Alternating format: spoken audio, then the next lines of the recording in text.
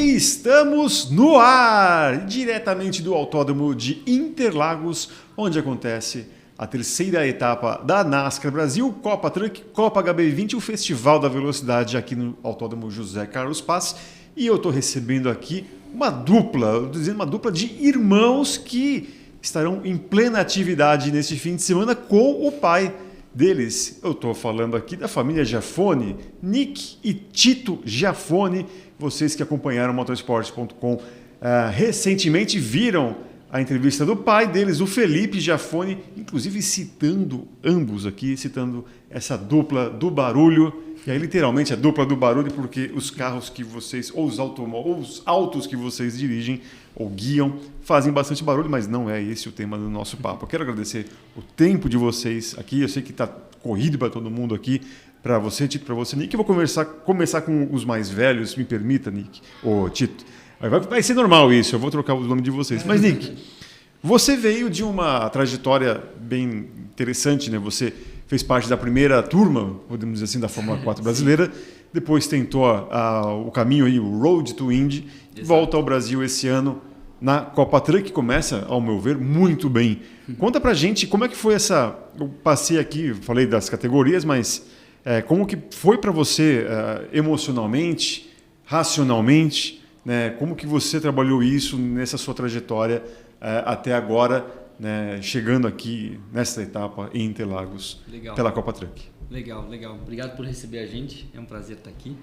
E, bom, foi um pouco como você falou, acho que ao longo dos anos você precisa ir tomando decisões emocionais e racionais. Acho que começar a correr de Fórmula foi uma decisão puramente emocional, obviamente com uma estratégia por trás, só que é uma decisão que a gente toma quando você vê que você tem paixão, você vê que você tem a obsessão pelo negócio e quer continuar indo para frente. Assim como meu pai, eu tive o sonho de ir para os Estados Unidos e experimentei de tudo lá. Tive 2 anos, acho que eu tive uma oportunidade que poucos pilotos têm no automobilismo. Eu experimentei 2 anos completamente opostos. Eu experimentei um ano onde eu tive um carro dominante e fui campeão, e um ano onde não tive um carro dominante e a volta da minha vida eu largava de 7º.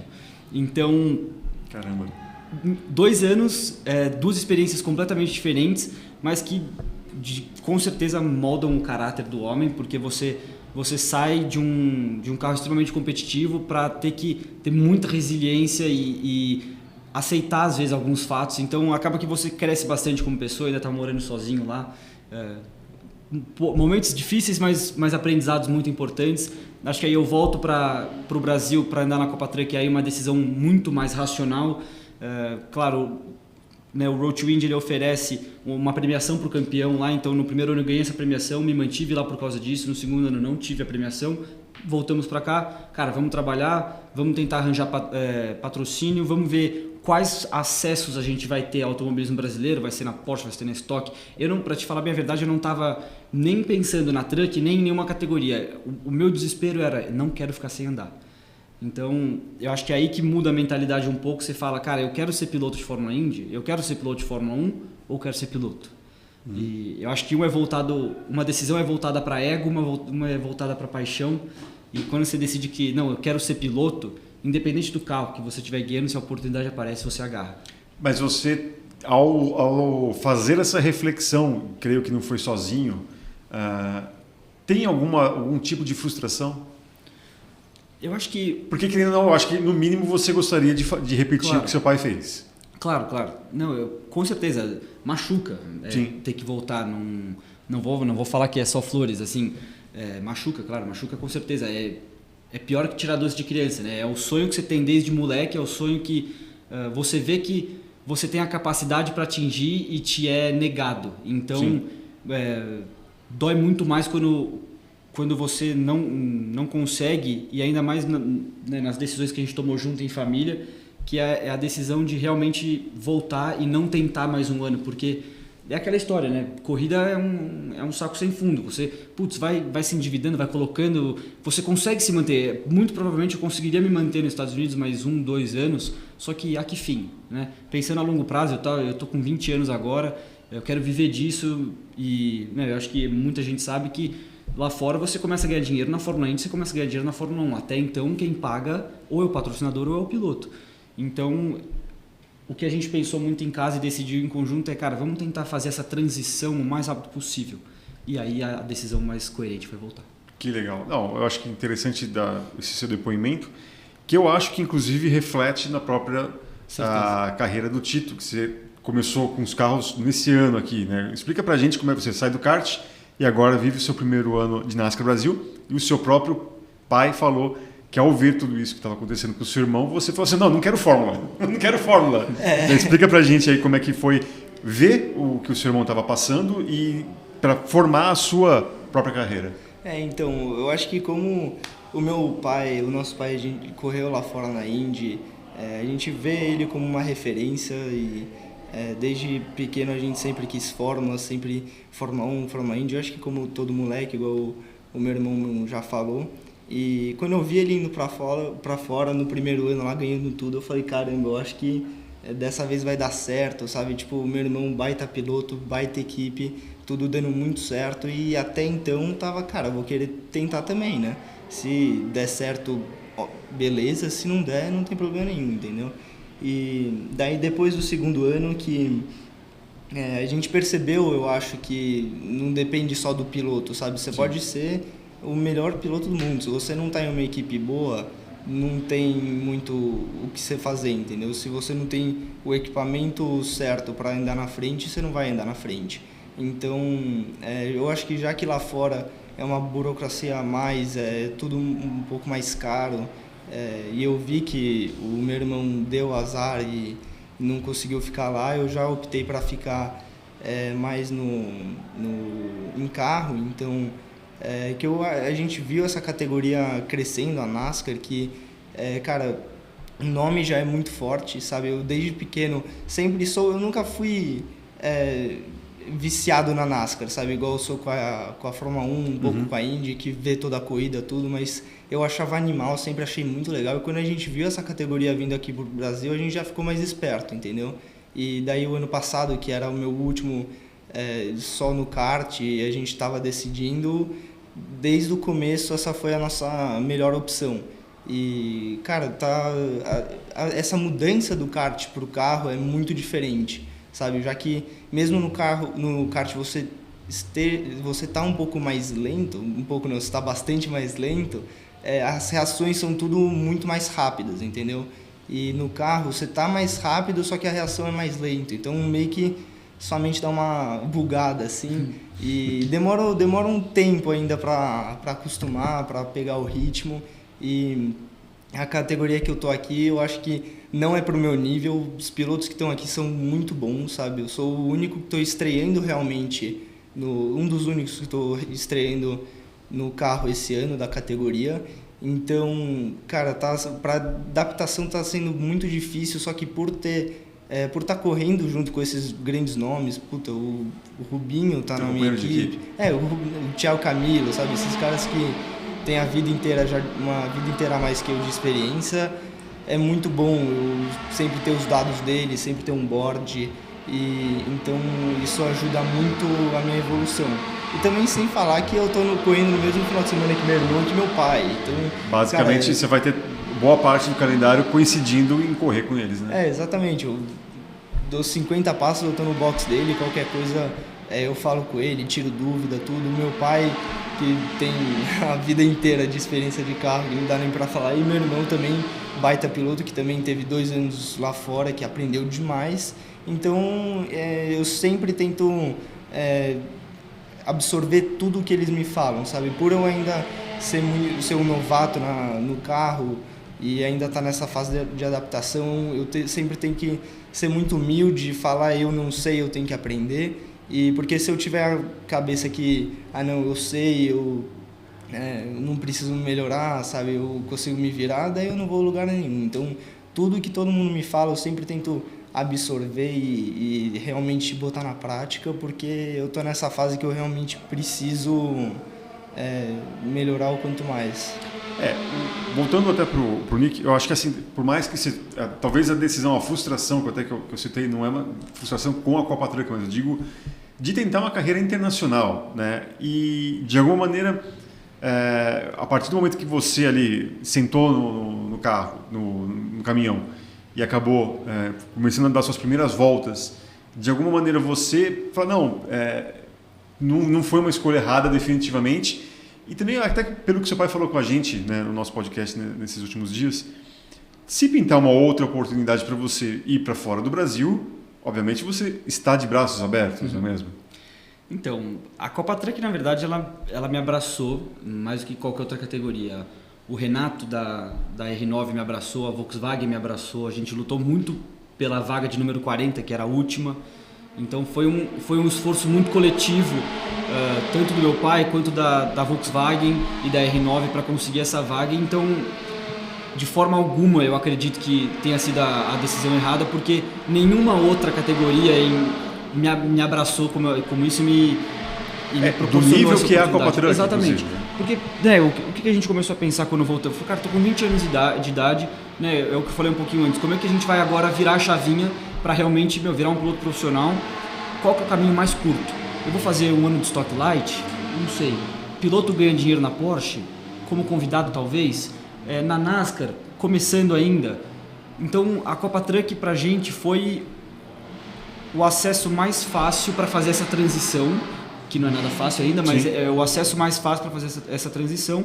E claro, estou de braços abertos para oportunidades que vierem, mas ao mesmo tempo muito feliz de estar aqui e estar sendo apoiado por tantas marcas importantes. Que legal. Agora, você no caso tem um caminho também, né? Porque como é uma categoria NASCAR, também tem, a gente sabe, os objetivos da categoria aqui no Brasil também é fomentar, né, quem sabe botar o nome do Brasil na categoria mãe, podemos chamar assim. Os big boys.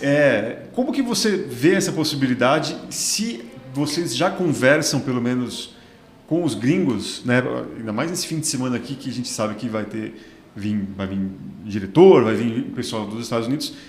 Vocês estão pensando também fazer isso, né? A gente viu o Gabriel Casagrande correndo e ganhando corrida lá Sim. nos Late Models. Você colocou isso também como meta, né? Ou você ainda está tijolinho por tijolinho, depois vamos ver se um dia rolar. Como que está isso na sua cabeça? Então, um dos motivos também que a gente escolheu essa categoria é que todo ano provavelmente eles têm esse programa que manda o pessoal lá para fora, fazem um teste e dependendo de como for você ganha ou não um ano lá fora em uma categoria de base da NASCAR nos Estados Unidos. Então, cara, isso é um programa muito legal. A gente entrou aqui na NASCAR justamente mais pelo grid. A gente viu que o grid estava muito bom e custo-benefício também estava dentro do nosso budget, então a gente falou, cara, sem pensar duas vezes a gente veio, e esse lance desse evento aí que tem todo ano, a gente veio mais como uma parte. Só que claro que a gente fala muito em família também, que é muito bom ter um ano de experiência correndo lá fora, sabe? Não só pela corrida, mas pela experiência de morar sozinho, de estar lá e ter que se virar, porque cara, aqui eu tô morando na minha casa com meu pai, minha mãe e meu irmão, sabe? Tipo, qualquer coisa que eu quero, mãe, pega pelo celular, pai, me ajuda aqui. É a vida normal, é a vida de galã. Vida luxuosa. Exato. Já veio falar assim, isso aqui é uma moleza. Como que era a sua vida? Agora me explica ali, como é que era a sua vida lá, vai?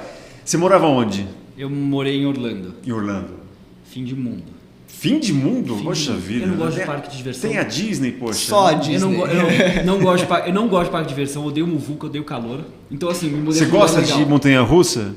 Gosto. Tá. Mas o resto não. É só pra bater aqui uma história antes da gente começar a conversa aqui. Mas... Gosto de montanha-russa. Mas fui morar sozinho, na verdade em cima de uma garagem. Meu pai tem um amigo dele que tem uma casa em Orlando. Aí a gente alugou o apartamento da sogra, que eles chamam lá fora, né? Porque você tem a casa principal, aí tem a garagem, e em cima da garagem normalmente tem um apartamento pequenininho. A gente alugou esse apartamento. É muito comum lá, né? E a casa de férias, então a casa dele ficava trancada e eu ficava no meu apartamentinho lá. Morei lá, fiquei de janeiro ao finalzinho de agosto. Só que viajava bastante, né? Viajava muito de carro para economizar. Sim. Só que engraçado, você tocou no ponto, né? Como é que foi? Meu pai fez o seguinte, a gente foi lá, abriu uma conta no banco, aí ele depositou $5.000 da minha conta e falou assim, se vira. Eu falei, mas até quando? Ele falou, se vira. E não colocou mais dinheiro na minha conta. E aí? E aí eu tive que começar a trabalhar, né? Fui trabalhar lá no Orlando Kart Center como coach. Que legal. E comecei a me virar. Quando eu tinha fim de semana livre, ia trabalhar segunda, terça e quarta, trabalhava na escolinha. E aí fui ganhando um dinheirinho, fui dando coach para piloto profissional também. Fui ganhando um dinheirinho, fui me virando. E aí, quando eu tinha fim de semana de corrida, pra mim era férias, né? Porque vinha alguém da família e não precisava pagar as contas do meu dinheiro. Eu falei, graças a Deus, vai pro café da manhã, não quero pagar. Não, e sem falar que talvez a minha mãe ficou lá por mais tempo que você, né? Cara, a minha mãe, ela ficou um mês comigo em Indianápolis. Porque o mês de maio a gente mora em Indianápolis, basicamente. Porque corre no Road Course, sim. dá 15 dias e aí você corre em Lucas Oil, que é aquele oval pequeno, exato. E aí minha mãe, mas ela ia mais por ela do que pela gente. Por mas mim. também Porque ela queria ir para os Estados Unidos e ela queria relembrar os momentos dela que ela morou lá, do que por mim. Porque eu falava, mãe, não precisa ficar tudo bem. Ela falou, não, mas filha, eu vou aqui te dar um suporte, uma ajuda, não sei o quê. E aí ela ficou o mês inteiro lá de maio. Foi umas férias, né, no caso. No caso... Umas férias, cuidando do filhinho. Daí esse mês aí foi que eu percebi que talvez eu não seja o filho favorito. Assim, crise na família já foi. Né? Não, mas foi legal. Foi uma experiência muito diferente. Cara, tem até uma história assim, teve um dia que eu tava dormindo e aí fez um baita barulho na minha sala, cozinha, mesa de jantar, um baita barulho assim no cobertor, eu acordei. Olhei meio pro lado assim, falei, cara, será que alguém em casa? E aí eu fui todo, tipo, engatinhando assim, abri a porta, não sei o que, quando eu vi o lustre tinha caído. Caramba. E aí eu falei, são 3 da manhã, eu vou ligar pro meu pai, ligar pra minha mãe, vou ligar pro seguro, eu vou tentar consertar isso sozinho. Aí eu fui lá na garagem, achei uma caixa de ferramenta, porque o meu tio lá, que é o dono da casa, ele guarda tudo certinho. Eu achei o manual, fui lá e consertei. Tipo, não tem muito quem chamar, porque não tem quem te ajude nessas horas. Nos Estados Unidos não é comum você ter o suporte para casa. Todo mundo lá faz as coisas próprias, né? De casa. Então, que, aquelas lojas de ferramentas ali altamente frequentada. E aí você aprende a se virar de uma forma ou de outra.